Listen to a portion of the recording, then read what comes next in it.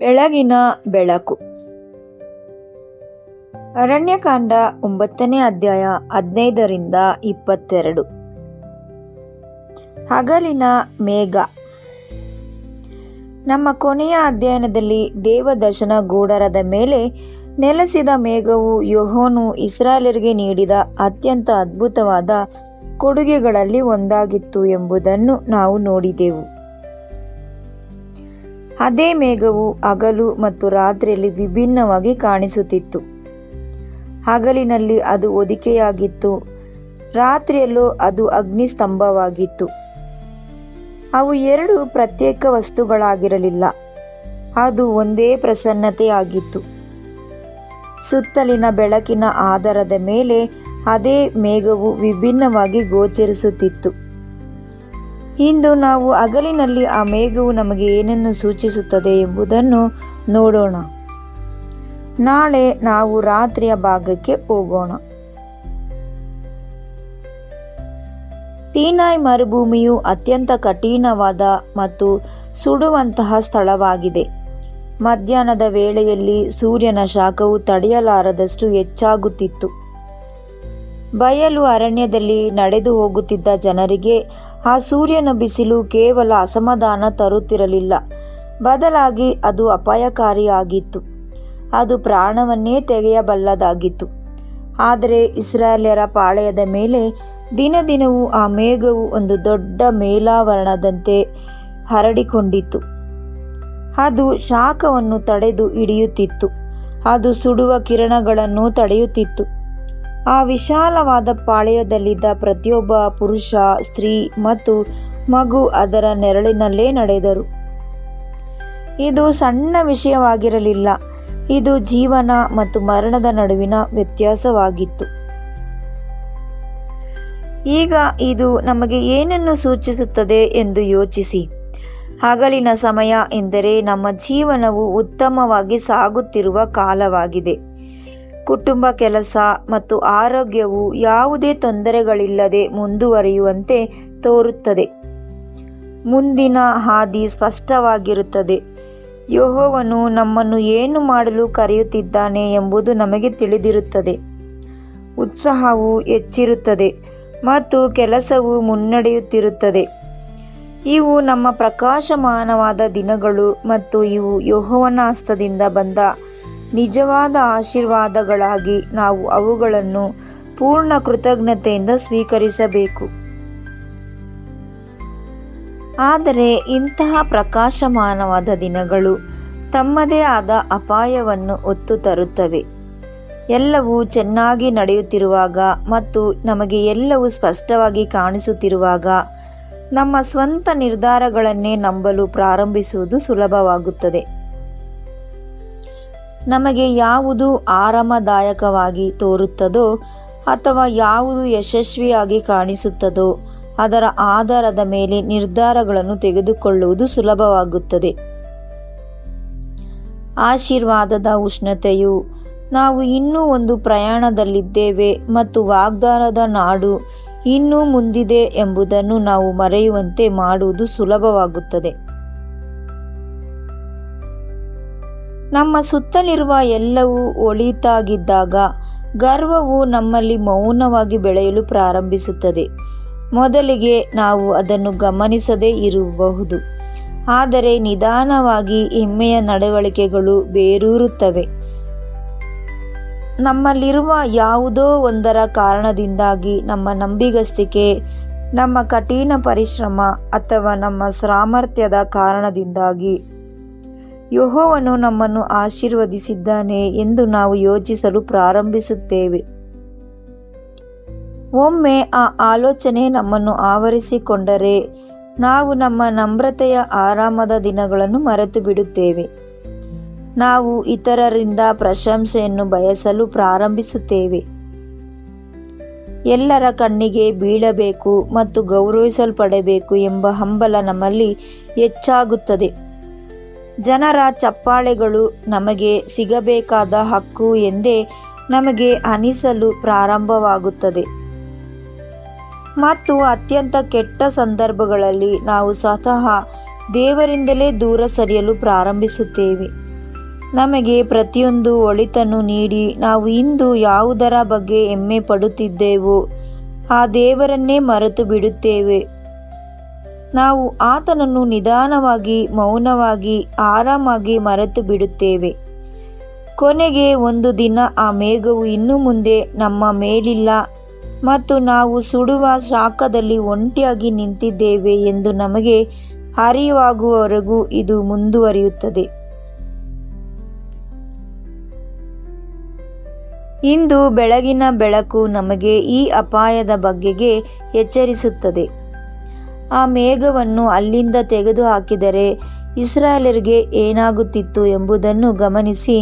ಆ ಸುಡುವ ಶಾಖವು ಯಾವುದೇ ಕರುಣೆಯಿಲ್ಲದೆ ಕೆಳಗೆ ಇಳಿದು ಬರುತ್ತಿತ್ತು. ಜನರು ಯಾವುದೇ ಆಶ್ರಯ ಮತ್ತು ನೆರಳಿಲ್ಲದೆ ಆ ಕೊಲ್ಲುವ ಸೂರ್ಯನ ಕೆಳಗೆ ಬಯಲು ಅರಣ್ಯದಲ್ಲಿ ಇರಬೇಕಾಗುತ್ತಿತ್ತು. ಮೇಘದ ರಕ್ಷಣೆ ಇಲ್ಲದಿದ್ದರೆ ಅವರಲ್ಲಿ ಅನೇಕರು ಆ ಮರುಭೂಮಿಯ ಸುಡುವ ಸೂರ್ಯನ ಕೆಳಗೆ ಕುಸಿದು ಬೀಳಲು ಹೆಚ್ಚು ಸಮಯ ಹಿಡಿಯುತ್ತಿರಲಿಲ್ಲ. ಅವರನ್ನು ಜೀವಂತವಾಗಿಟ್ಟಿದ್ದ ಅದೇ ಆಶೀರ್ವಾದ, ಅಂದರೆ ಮೇಲಿದ್ದ ಆ ಮೇಘವೇ ಅವರಿಗೂ ಮತ್ತು ಸುಡುವ ಸೂರ್ಯನಿಗೂ ಮಧ್ಯೆ ಇದ್ದ ಏಕೈಕ ತಡೆಗೋಡೆಯಾಗಿತ್ತು. ಮೇಘವು ಸರಿದ ತಕ್ಷಣ ಎಲ್ಲವೂ ಬದಲಾಗಿ ಬಿಡುತ್ತಿತ್ತು. ನಮಗೂ ಇದು ಹೀಗೇ ಇರುತ್ತದೆ. ಮೇಘವೇ ನಮ್ಮ ಹೊದಿಕೆ, ಯೆಹೋವನೇ ನಮ್ಮ ಆಶ್ರಯ. ನಮ್ಮ ಜೀವನದಲ್ಲಿರುವ ಪ್ರತಿಯೊಂದು ಒಳ್ಳೆಯ ಸಂಗತಿ, ಆರೋಗ್ಯ, ಕುಟುಂಬ, ಸೇವೆ, ಸೌಲಭ್ಯ, ತೆರೆದ ಬಾಗಿಲುಗಳು ಇವು ಯಾವುದೂ ನಮ್ಮ ಸ್ವಂತ ಶಕ್ತಿಯ ಫಲವಲ್ಲ. ಇವೆಲ್ಲವೂ ಕೇವಲ ಆ ಮೇಘವು ನಮ್ಮ ಮೇಲಿರುವುದರಿಂದ ಮಾತ್ರ ನಿಂತಿವೆ. ನಮ್ಮ ಬಳಿ ಇರುವುದನ್ನು ನಾವೇ ನಿರ್ಮಿಸಿಕೊಂಡದ್ದಲ್ಲ. ನಾವು ಹೊತ್ತಿರುವುದನ್ನೇ ನಾವೇ ರಕ್ಷಿಸಿಕೊಂಡದ್ದಲ್ಲ. ನಮಗಾಗಿ ತೆರೆದುಕೊಂಡ ಬಾಗಿಲುಗಳನ್ನು ನಾವೇ ತೆರೆದದ್ದಲ್ಲ. ಯೆಹೋವನೇ ಇವೆಲ್ಲವನ್ನು ಮಾಡಿದನು. ನಾವು ಕೇವಲ ಆ ಮೇಘದ ಅಡಿಯಲ್ಲಿ ನಡೆದೆವು ಅಷ್ಟೇ. ಯೆಹೋವನೇ ಮನೆಯನ್ನು ಕಟ್ಟಿಸದಿದ್ದರೆ ಅದನ್ನು ಕಟ್ಟುವವರ ಶ್ರಮವು ವ್ಯರ್ಥ. ಯೆಹೋವನೇ ಪಟ್ಟಣವನ್ನು ಕಾಯದಿದ್ದರೆ ಕಾವಲುಗಾರನು ಎಚ್ಚರವಾದುದು ವ್ಯರ್ಥ. ಕೀರ್ತನೆ 127ನೇ ಅಧ್ಯಾಯ 1ನೇ ವಾಕ್ಯ. ನಮ್ಮ ಪ್ರಭುವಾದ ಕ್ರಿಸ್ತನು ಈ ಅಪಾಯದ ಬಗ್ಗೆ ಅತ್ಯಂತ ಸ್ಪಷ್ಟವಾಗಿ ನಮಗೆ ಎಚ್ಚರಿಕೆ ನೀಡಿದ್ದಾನೆ. ಆತನು ಕಲ್ಲಿನ ನೆಲದ ಮೇಲೆ ಬಿದ್ದ ಬೀಜದ ಬಗ್ಗೆ ನಮಗೆ ಹೇಳಿದನು.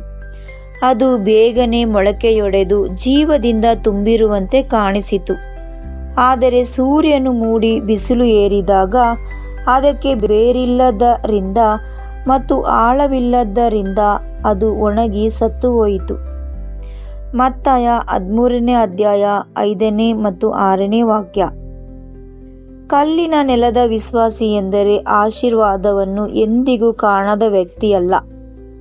ಅವನು ಆಶೀರ್ವಾದವನ್ನು ಪಡೆದು ನೆಲದಲ್ಲಿ ದೃಢವಾಗಿ ಬೇರೂರಲು ಸಾಧ್ಯವಾಗದ ವ್ಯಕ್ತಿಯಾಗಿದ್ದಾನೆ. ಅವನು ವೇಗವಾಗಿ ಬೆಳೆದನು ಮತ್ತು ಎಲ್ಲರಿಗೂ ಕಾಣಿಸುವಂತೆ ಬೆಳೆದನು. ಆದರೆ ಅವನು ಆಳಕ್ಕೆ ಹೋಗಲಿಲ್ಲ ಮತ್ತು ಬಿಸಿಲು ಬಂದಾಗ ಅವನನ್ನು ಕಾಯಲು ಅಲ್ಲಿ ಏನೂ ಇರಲಿಲ್ಲ. ಈ ಉಪಮಾನದಲ್ಲಿರುವ ಬಿಸಿಲು ಎನ್ನುವುದು ಆಶೀರ್ವಾದವು ನಮ್ಮಲ್ಲಿ ಉಂಟು ಮಾಡಬಹುದಾದ ಅದೇ ವಿಷಯವಾಗಿದೆ. ಅಂದರೆ ಗರ್ವದ ಬಿಸಿಲು, ಸ್ವಯಂ ಸಾಮರ್ಥ್ಯದ ಹೆಮ್ಮೆ ಮತ್ತು ದೇವರು ಯಾರು ಎಂಬುದರ ಮೇಲೆ ಜೀವನವನ್ನು ನಿರ್ಮಿಸುವ ಬದಲು ನಾವು ಸಾಧಿಸದಿದ್ದರ ಮೇಲೆ ಜೀವನವನ್ನು ನಿರ್ಮಿಸಿಕೊಳ್ಳುವುದು. ನಾವು ಮೇಘದಿಂದ ದೂರ ಸರಿದು ಆ ಬಿಸಿಲಿಗೆ ಹೋದರೆ, ಸೀನಾಯ್ ಮರುಭೂಮಿಯ ಸೂರ್ಯನ ಪಾಳೆಯದಿಂದ ದೂರ ಹೋದ ಇಸ್ರಾಯೇಲ್ಯರಿಗೆ ಏನು ಮಾಡುತ್ತಿದ್ದನೋ ಅದನ್ನೇ ಆ ಬಿಸಿಲು ನಮಗೆ ಮಾಡುತ್ತದೆ. ಜೀವದಿಂದ ತುಂಬಿರುವಂತೆ ಕಾಣಿಸುತ್ತಿದ್ದ ಎಲ್ಲವನ್ನು ಅದು ಸುಟ್ಟು ಭಸ್ಮ ಮಾಡುತ್ತದೆ. ಆದುದರಿಂದ ನಮ್ಮ ಜೀವನವು ಎಷ್ಟೇ ಚೆನ್ನಾಗಿ ಮುನ್ನಡೆಯುತ್ತಿರಲಿ, ಅದು ಕುಟುಂಬವಾಗಿರಲಿ, ಆರೋಗ್ಯವಾಗಿರಲಿ, ಕೆಲಸವಾಗಿರಲಿ, ಸೇವೆಯಾಗಿರಲಿ ಅಥವಾ ಯಾವುದೇ ವಿಷಯವಾಗಿರಲಿ, ನಾವು ಈ ಒಂದು ಸತ್ಯವನ್ನು ಮರೆಯಬಾರದು. ಅದು ಕೇವಲ ಆ ಮೇಘವು ನಮ್ಮ ಮೇಲಿರುವುದರಿಂದ ಮಾತ್ರ ಸಾಧ್ಯವಾಗಿದೆ. ನಾವು ಏನಾಗಿದ್ದೇವೋ, ನಾವು ಏನು ಮಾಡಿದ್ದೇವೋ ಮತ್ತು ಮುಂದೆ ನಾವು ಏನು ಮಾಡಲಿದ್ದೇವೋ ಅದು ಯಾವುದೂ ಎಂದಿಗೂ ನಮ್ಮ ಸ್ವಂತ ಶಕ್ತಿಯ ಫಲವಾಗಿರಲಿಲ್ಲ ಮತ್ತು ಇರುವುದೂ ಇಲ್ಲ.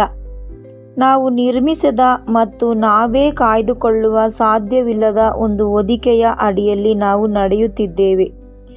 ಸಮೃದ್ಧಿಯು ಎಷ್ಟು ಸುಲಭವಾಗಿ ಉಂಟುಮಾಡುತ್ತದೋ ಅಂತಹ ಗರ್ವ ಮತ್ತು ಸ್ವಯಂ ಪ್ರಶಂಸೆಯೊಳಗೆ ನಾವು ಆ ಹೊದಿಕೆಯಿಂದ ಹೊರಗೆ ಹೆಜ್ಜೆ ಇಟ್ಟ ತಕ್ಷಣ ನಮ್ಮನ್ನು ನಾಶ ಮಾಡುವ ಬಿಸಿಲಿನೊಳಗೆ ನಾವು ಕಾಲಿಡುತ್ತೇವೆ. ನಾವು ಮೇಘದ ಅಡಿಯಲ್ಲೇ ಇರೋಣ. ಪ್ರತಿಯೊಂದು ಪ್ರಕಾಶಮಾನವಾದ, ದೀನವಾದ, ತೆರೆದ ಹಸ್ತಗಳಿಂದ ಮತ್ತು ಬಾಗಿದ ಶಿರದಿಂದ ಸ್ವೀಕರಿಸೋಣ. ಕೃತಜ್ಞತೆಯಿಂದ, ನಮ್ರತೆಯಿಂದ ಮತ್ತು ನಮ್ಮ ಮೇಲಿರುವ ಆ ಹೊದಿಕೆಯೇ ನಾವು ಇಂದಿಗೂ ನಿಂತಿರುವುದಕ್ಕೆ ಏಕೈಕ ಕಾರಣ ಎಂಬುದನ್ನು ಪೂರ್ಣವಾಗಿ ಅರಿತುಕೊಂಡು ಜೀವಿಸೋಣ. ಮೇಘವು ಕತ್ತಲನ್ನು ದೂರ ಮಾಡದೆ, ಬದಲಾಗಿ ಆ ಕತ್ತಲೆಯೊಳಗೆ ಒಂದು ಅಗ್ನಿಯಾಗಿ ಉರಿಯುವಾಗ ಏನಾಗುತ್ತದೆ ಮತ್ತು ನಮ್ಮ ಅತ್ಯಂತ ಕತ್ತಲೆಯ ಸಮಯಗಳಿಗೆ ಅದರ ಅರ್ಥವೇನು ಎಂಬುದನ್ನು ನಾವು ನಾಳೆ ನೋಡೋಣ. ಪ್ರಾರ್ಥನೆ. ತಂದೆಯಾದ ಯೆಹೋವನೇ, ನೀನು ನಮಗೆ ನೀಡಿರುವ ಪ್ರತಿಯೊಂದು ಆಶೀರ್ವಾದಕ್ಕಾಗಿ, ನಮ್ಮ ಆರೋಗ್ಯ, ನಮ್ಮ ಕುಟುಂಬಗಳು, ನಮ್ಮ ಕೆಲಸ ಮತ್ತು ನಮ್ಮ ಜೀವನದಲ್ಲಿ ನೀನು ತೆರೆದಿರುವ ಪ್ರತಿಯೊಂದು ಬಾಗಿಲಿಗಾಗಿ ನಾವು ನಿಮಗೆ ವಂದಿಸುತ್ತೇವೆ. ಪ್ರತಿಯೊಂದು ಒಳ್ಳೆಯ ಕೊಡುಗೆಯು ನೀನು ಹಸ್ತದಿಂದಲೇ ಬರುತ್ತದೆ ಎಂಬುದನ್ನು ನಾವು ಒಪ್ಪಿಕೊಳ್ಳುತ್ತೇವೆ. ನಮ್ಮ ಹೃದಯಗಳಲ್ಲಿ ಗರ್ವ ಪ್ರವೇಶಿಸಿದಾಗ ಮತ್ತು ನಿನ್ನನ್ನು ನಂಬುವ ಬದಲು ನಮ್ಮ ಸ್ವಂತ ಶಕ್ತಿ, ಜ್ಞಾನ ಅಥವಾ ಸಾಧನೆಗಳನ್ನು ನಂಬಲು ಪ್ರಾರಂಭಿಸಿದಾಗ ನಮ್ಮನ್ನು ಕ್ಷಮಿಸು. ನಿನ್ನ ಮೇಘದ ಹೊದಿಕೆಯ ಅಡಿಯಲ್ಲಿ ನಮ್ಮನ್ನು ಸದಾ ನಮ್ರವಾಗಿ ಇಟ್ಟಿರು. ನಮ್ಮ ಬಳಿ ಇರುವುದೆಲ್ಲವೂ ಮತ್ತು ನಾವು ಏನಾಗಿದ್ದೇವೋ ಅದೆಲ್ಲವೂ ನಿನ್ನಿಂದಲೇ ಬಂದಿದೆ ಎಂಬುದನ್ನು ನಮಗೆ ನೆನಪಿಸು. ನಮ್ಮ ಜೀವನದಿಂದ ಬರುವ ಪ್ರತಿಯೊಂದು ಯಶಸ್ಸು, ಪ್ರತಿಯೊಂದು ಸೌಲಭ್ಯ ಮತ್ತು ಪ್ರತಿಯೊಂದು ಫಲದ ಮಹಿಮೆಯನ್ನು ನಿನಗೆ ಸಲ್ಲಿಸುವುದನ್ನು ನಮಗೆ ಕಲಿಸು. ಸ್ವಯಂ ಸಾಮರ್ಥ್ಯದ ಹೆಮ್ಮೆಯಿಂದ ನಮ್ಮನ್ನು ರಕ್ಷಿಸು ಮತ್ತು ನಿನ್ನ ಮೇಲಿನ ನಂಬಿಕೆ ಹಾಗೂ ವಿಧೇಯತೆಯಲ್ಲಿ ನಾವು ಆಳವಾಗಿ ಬೇರೂರಲು ಸಹಾಯ ಮಾಡು. ನೀನು ಮನೆಯನ್ನು ಕಟ್ಟಿಸದಿದ್ದರೆ ನಮ್ಮ ಶ್ರಮ ವ್ಯರ್ಥ. ಆದುದರಿಂದ ಅಂತ್ಯದವರೆಗೂ ನಮ್ಮನ್ನು ನಿನ್ನ ಪಾಲನೆ ಮತ್ತು ಮಾರ್ಗದರ್ಶನ ಅಡಿಯಲ್ಲಿ ಮುನ್ನಡೆಸು. ಕ್ರಿಸ್ತನ ಹೆಸರಿನಲ್ಲಿ ಬೇಡಿ ಹೊಂದುತ್ತೇವೆ ನಮ್ಮ ಪರಮ ತಂದೆಯೇ, ಆಮೇನ್.